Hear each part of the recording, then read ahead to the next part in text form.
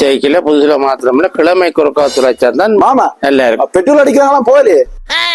என்னட்ட 50 litre petrol, 60 litre diesel, 65 litre மண்ணெண்ணெயும் இருக்கு. பிறகு அங்க போவான்.